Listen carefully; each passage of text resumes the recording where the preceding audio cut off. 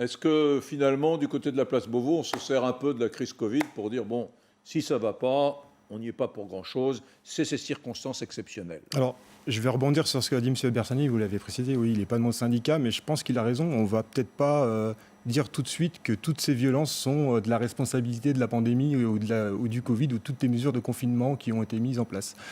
Je crois qu'il faut être très prudent. On est en train de sortir progressivement de cette crise. Donc, il est peut-être même un peu tôt pour tirer des conclusions aussi hâtives. C'est un avis. Par contre, le sujet, oui, il est plus que sensible, puisque les violences, comme vous le précisez, sur ces trois catégories ont réellement éclaté. On nous parle de 28%, 20%, enfin, c'est exponentiel. Donc, nous, à l'UNSA Police, nous avons demandé depuis plusieurs semaines que, notamment les atteintes sur les forces de l'ordre, soient réellement prises en compte, puisqu'on a beaucoup de policiers blessés. Les attaques sur les forces de l'ordre ont doublé en moins de 20 ans, c'est énorme, donc c'est un vrai sujet. Maintenant, la responsabilité entière sur la Covid, je ne suis pas certain non plus.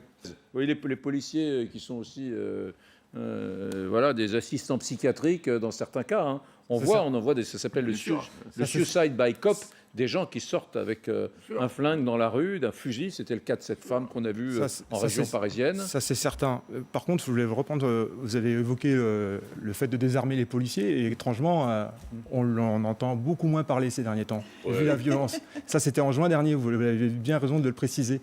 Avec les violences qu'il y a eu, les usages d'armes à feu, pour reprendre le collègue Éric Masson qui est mort, qui a été littéralement assassiné en pleine rue. Et encore, on reste très prudent. Moi, je pense que pour l'instant, il n'y a jamais eu de dommages collatéraux. Il faut y penser à ça. Et pour rebondir aussi sur une autre chose, Madame parlait de la circulaire. La circulaire, c'est très intéressant, ce sujet de prise en charge des véhicules. Parce qu'il y a quand même une chose qu'on oublie de dire. Il y a un refus d'obtempérer toutes les 30 minutes en France. Vous vous rendez compte de ce que ça représente? Moi, j'ai eu entre 25 et 30 minutes. Peut-être que c'est tombé à 20.